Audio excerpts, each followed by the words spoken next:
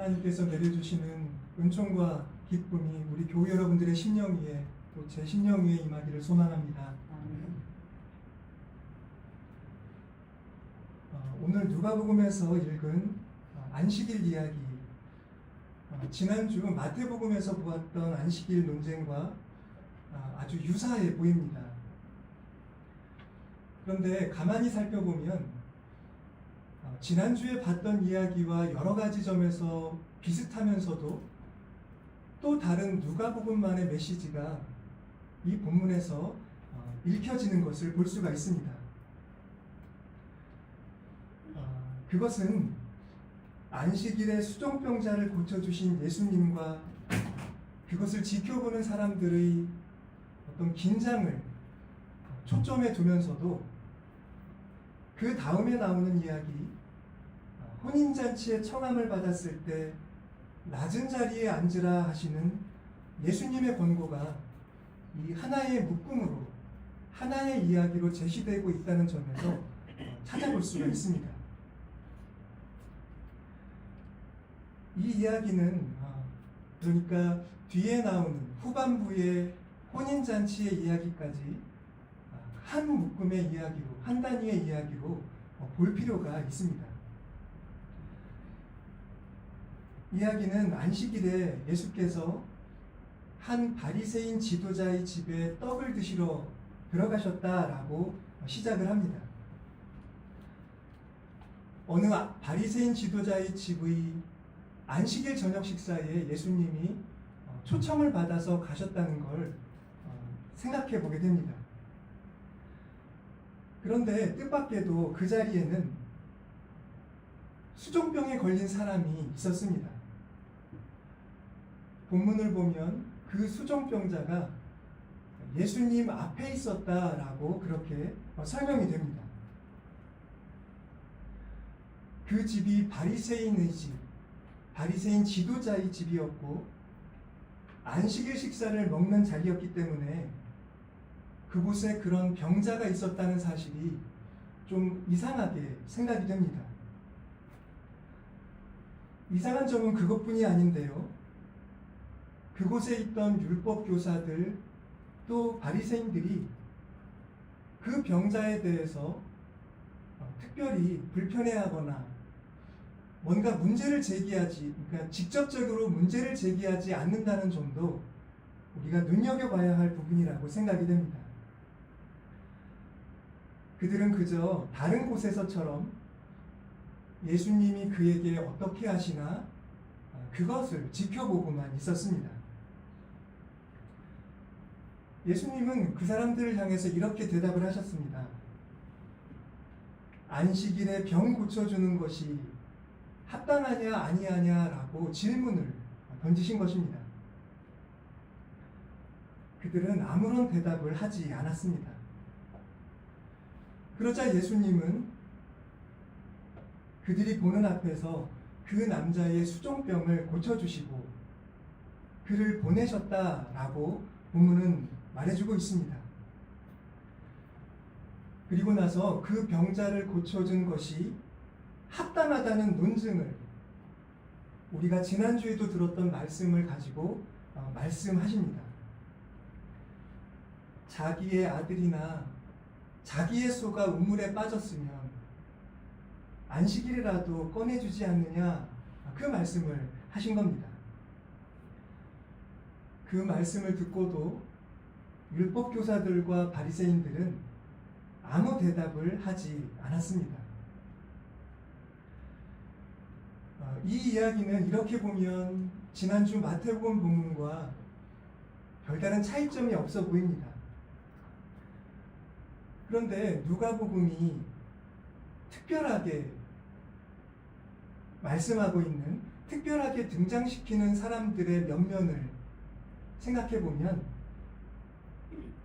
누가복음이 이 안식일 이야기를 가지고 우리를 더 깊은 묵상으로 이끌어주는구나 라고 하는 걸 알 수가 있습니다. 누가복음은 이 안식일 이야기에 몇 가지 중요한 문학적인 상징, 은유를 담고 있습니다. 우선 율법 교사들과 바리새인들을 보시면 바리새인 지도자의 집에서 안식일을 먹도록 초대를 받은 사람들입니다. 그러니까 그들은 율법 교사로서 또 바리새인으로서 상대적으로 높은 지위에 있는 사람들로 나타나고 있습니다. 그리고 뒤에 나오는 이야기에 보면 그들은 다 그 식사 자리에서 남보다 더 높은 자리를 선택했다라고 나와 있습니다. 그러니까 그들은 지위가 높은 자들로서 다른 사람보다 더 높은 자리를 자기 것으로 취하는 자들, 그런 사람들의 특성을 드러내면서 등장하고 있는 겁니다. 수종병에 걸린 사람도 마찬가지입니다.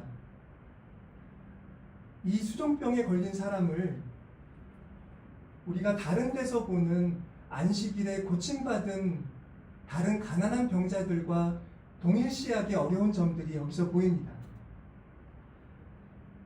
다시 말해서 이 수종병에 걸린 사람도 이 율법 교사나 바리새인 지도자의 그룹에 속한 한 사람일 것이다. 그런 말씀입니다. 왜냐하면 이 남자가 부거를 했다거나 치유를 구했다는 언급도 없고 또 다른 바리새인들이 이 사람을 내쫓으려 했다 그런 언급도 특별히 나와 있지 않기 때문입니다. 사실 성서를 보면 남모르는 병자가 안식일 식사에 드나드는 것을 용납할 바리새인들은 없습니다. 그러니까 이 남자가 문제 제기를 당하지 않고 그 식사 자리에 있다는 것은 이 수종병 걸린 사람도 그들의 동료구나라는 걸 보여준다고 해석될 수가 있는 것입니다. 그리고 이 수종병이라는 특별한 병도 여러 가지 의미를 말씀하고 있는 것이라고 보여집니다. 다른 데서는 18해 동안 귀신 들려 꼬부라져 등을 펴지 못하는 어떤 여인이 안식일에 치유받았고, 또 지난주 마태복음에서는 한쪽 손이 말라서 고통받는 한 사람이 안식일에 치유를 받았는데, 오늘의 안식일의 치유의 대상으로 나타나는 사람은 이 지도자, 율법학자들과 바리새인 지도자들과 어깨를 나란히 하는 그런 높은 지위에 있는 어느 수종병자다라는 것입니다. 수종병은요, 여러분도 들어보셨겠지만 몸에 문제가 생겨서 심장, 간장, 신장 같은 그런 내장 기관과 피부 조직에 수분이 괴는 그런 병이라고 합니다. 목수가 찬다, 물이 찬다 그런 표현으로 이 질병의 증상을 설명할 수가 있습니다. 그런데 그렇게 온 몸이 퉁퉁 부은 모습 때문에 이 수종병자를 이 바리새인들이 보여주고 있는 어떤 높은 자리를 탐하는 탐욕, 그런 상징으로 보는 것은 아닙니다. 퉁퉁 부어 있어도 아마 고통에 절어 있는 그런 모습일 것이고,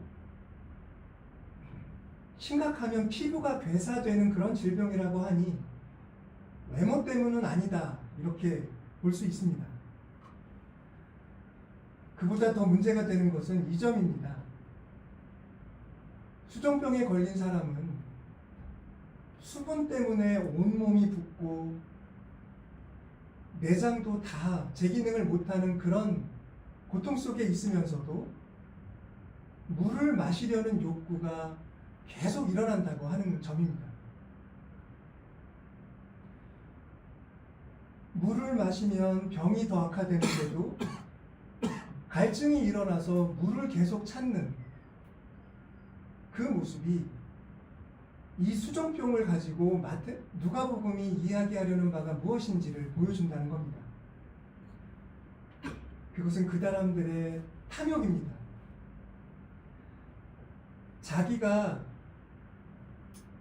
망가지고 자기가 죽음으로 더 치달아 가는데도 물을 마셔야 하는 이 수종병 환자의 모습은 인간이 욕망 때문에 자기 파괴적인 그런 상황에 스스로를 빠뜨려 가는데도 그 욕망을 절제하지 못하고 또다시 욕망을 채우려고 무언가를 찾는 그런 모습을 보여준다라는 것입니다.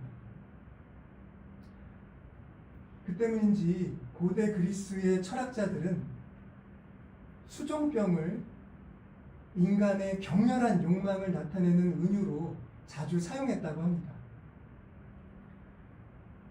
죽어가면서도 그 죽음의 병을 더 악화시키는 그것으로 목을 적시려는 그런 모습이 욕망에 빠진 인간이 어떻게 욕망을 더 채우려고 하면서 더더욱 나락으로 떨어지는지를 보여준다라고 하는 점을 중요하게 봤다는 겁니다.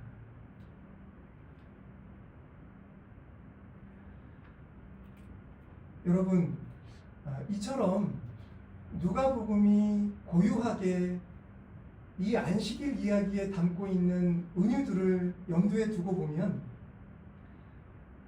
예수님이 율법교사들과 바리새인들에게 던진 질문이 우리가 알던 질문과는 좀 다르다라고 하는 걸 알 수가 있습니다. 안식일에 병 고쳐주는 것이 합당하냐 아니하냐 하신 말씀은 그러니까 단순히 육체적 질병만 놓고 말씀하신 것이 아니라는 겁니다. 여기서 문제가 되고 있는 것은 육체의 질병보다는 남보다 더 높은 자리를 탐하는 인간의 욕망, 심지어 안식일에도 그 탐욕을 내려놓지 못하고 탐심을 따라 습관처럼 그렇게 살아가는 사람들을 고치는 것에 관한 이야기, 그런 이야기로 누가복음은 이 안식일 이야기를 제기하고 있다라는 말씀입니다. 그러니까 우리는 오늘 말씀 앞에서 육체의 질병이 고침을 받느냐 마느냐 그것과 아울러서 우리 인간들의 영혼의 질병, 욕망과 끝없는 탐심을 과연 치유받을 수 있는 것이냐, 또한 안식일에 그 영혼의 질병을 치유하는 것이 옳으냐라는 그런 문제에 직면하게 된다라는 것입니다. 여러분, 이렇게 보면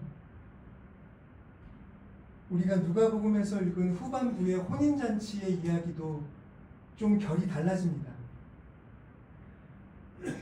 일견 볼 때 사람들이 잔치에 와서 다른 사람보다 더 높은 자리, 그러니까 높다고 하는 것은 그 잔치 연회장에서 그 잔치를 연 주인과 더 가까운 자리를 뜻하는데요.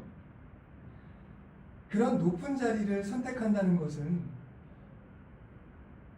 어떤 사람의 명예욕이나 공명심과 연관된다고 생각하기가 쉽지만 여기서는 그런 욕망 자체만이 아니라 그 욕망이 그 사람을 파괴하는 그런 자기 파괴적인 성격을 주목하는 것이 중요해진다는 말씀입니다. 청함을 받았을 때 차라리 끝에 가서 끝자리에 앉아라. 예수님은 그렇게 말씀하셨는데요. 그것은 자기를 낮추는 겸손을 가르치는 말씀이면서도 맥락을 통해서 볼 때는 욕망으로 스스로 무너지지 않는 선택을 해라 라는 그런 속뜻이 담겨 있을 수 있다라는 말씀입니다. 외적으로만 겸손한 것이 아니라 내가 무너지지 않을 자리를 선택하는 것이 중요하다. 그런 어떤 종말론적인 메시지가 들어있다는 겁니다.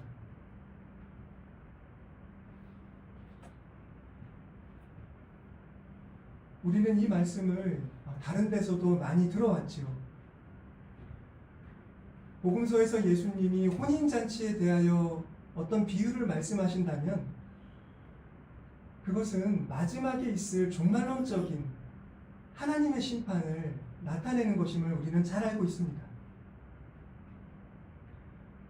오늘 말씀도 그와 같은데요. 높은 자리를 선택한 사람은 그가 선택한 자리를 빼앗기게 되고 반대로 가장 낮은 자리를 선택한 사람은 가장 높은 자리로 올려지게 된다라는 그런 말씀입니다.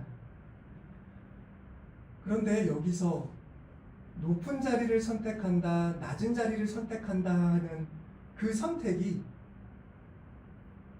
실은 그가 자신을 죽음으로 내던지느냐 아니면 자기가 살 길을 선택하느냐 하는 그런 감춰진 의미를 담은 이야기일 수 있다는 겁니다. 단지 자리가 뒤바뀌는 이야기만이 아니라 구원이냐 영벌이냐 이런 심각한 메시지를 누가복음은 이 이야기의 조합으로 독자들에게 제시하고 있는 겁니다.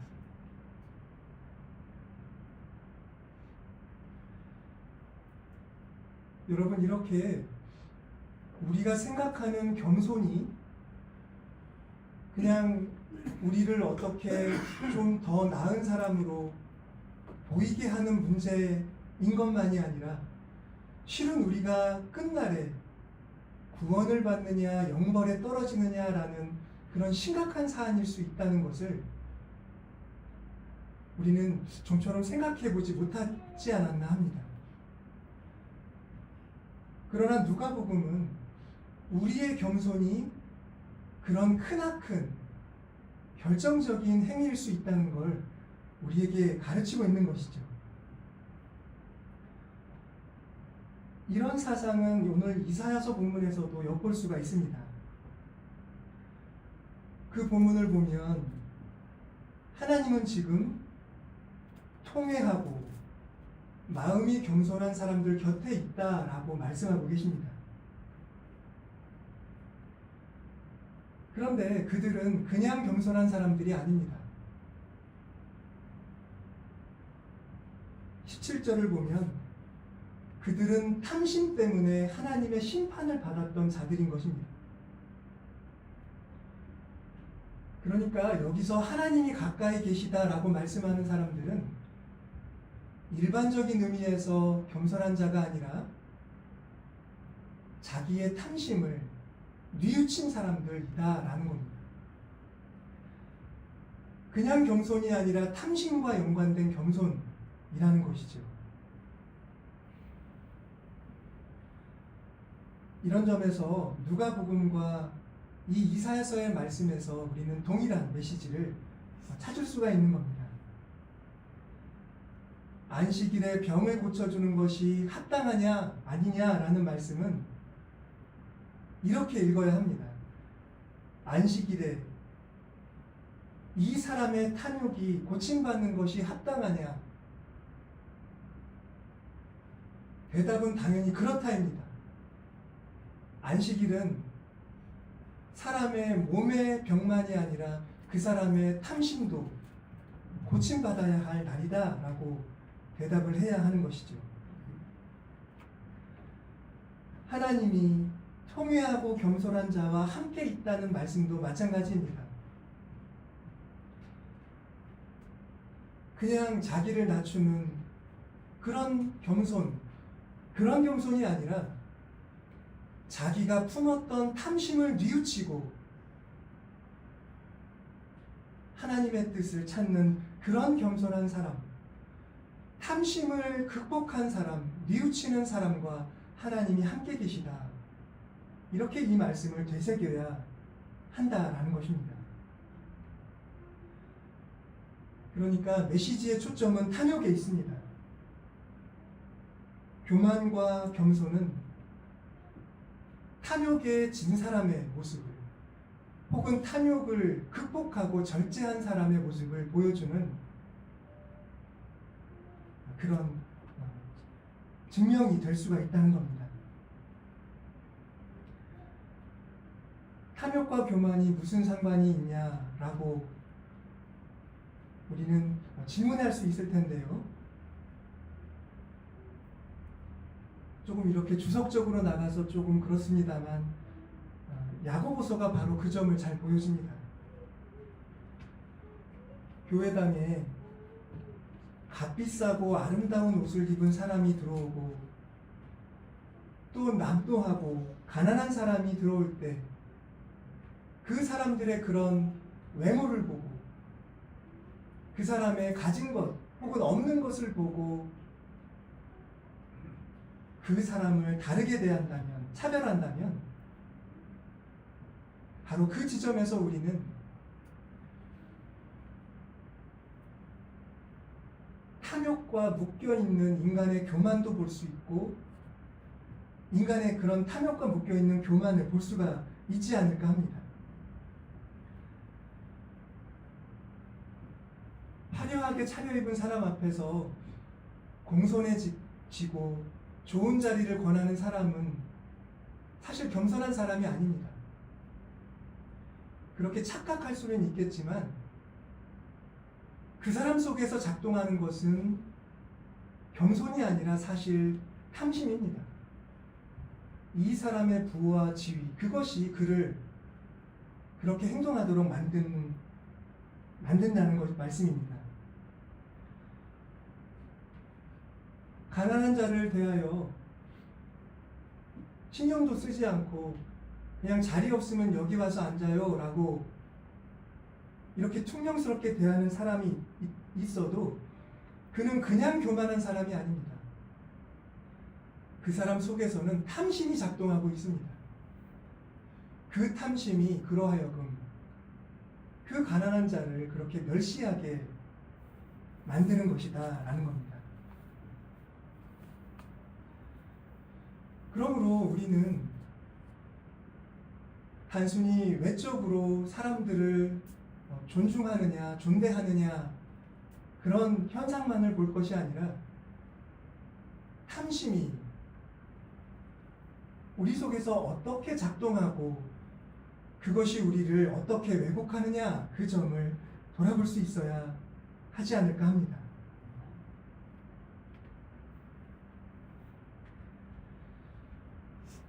누가복음에는 아주 흥미로운 말씀도 있습니다.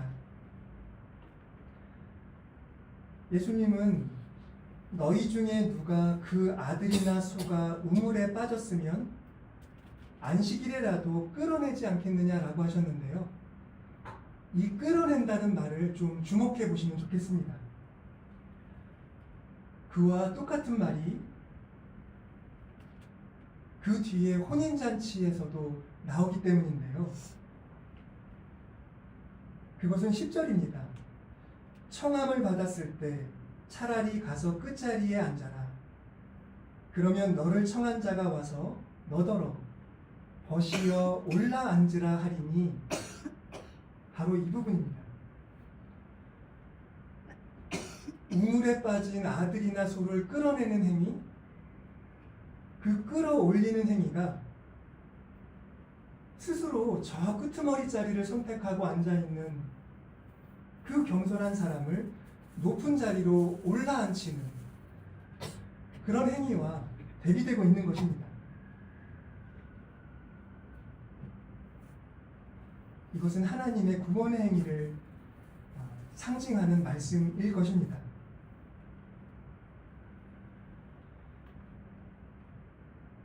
아들이나 소, 우물에 빠진 아들이나 소는 다른 자가 아니라 탐욕에 빠져 있는 사람들을 가리킵니다. 하나님은 안식일에 우물에 빠져서 나오지 못하는 것 같은 그렇게 탐욕에 찌들어 있는 사람들을 건져내려고 하십니다. 그것은 하나님이 행하시는 일입니다. 모든 사람이 그렇게 하는 것처럼 하나님도 안식일에 그렇게 탐욕에 빠져 있는 당신의 자녀를 거기서 끌어내려고 하십니다.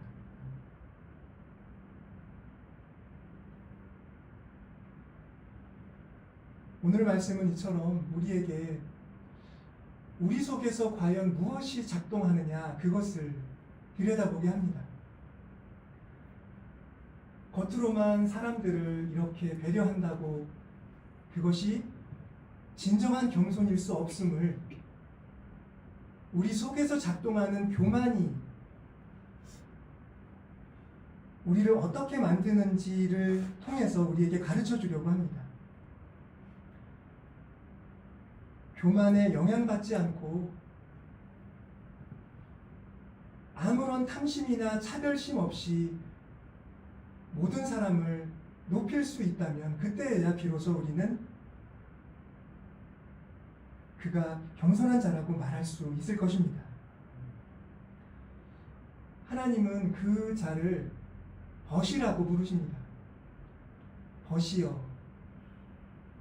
그러니까 예수님처럼 이런 병든 사람들, 가난한 사람들, 심지어 교만 때문에 망가지고 있는 사람들까지도 건져내려고 스스로 당신을 낮추시는 예수님을 본받는 그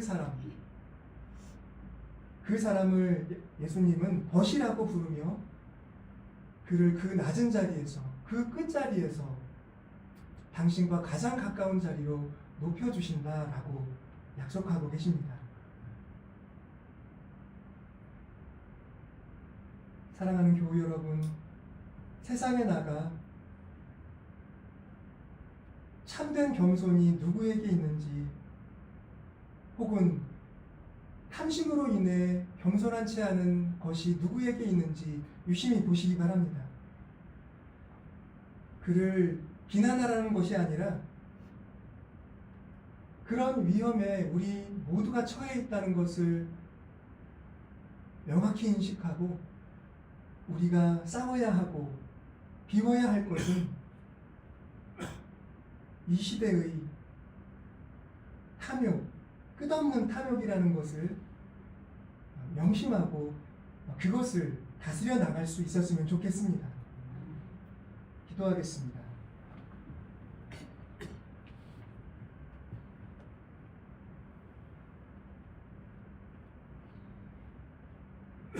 자비로우신 하나님, 탐심이 만악의 근원이라고 성서는 말씀합니다. 돈을 사랑하는 마음이 사람들을 사람답지 못하게 만들고 이웃을 해치는 자로 변하게 만들 수 있음을 우리는 너무나도 잘 알고 있습니다. 그럼에도 우리는 돈을 사랑하며 돈에 이끌리며 인간의 권력에 마음이 빼앗기곤 합니다. 우리가 처한 위험을 직시할 수 있도록 말씀을 주신 주님께 감사드립니다. 이제는 흔들림 없이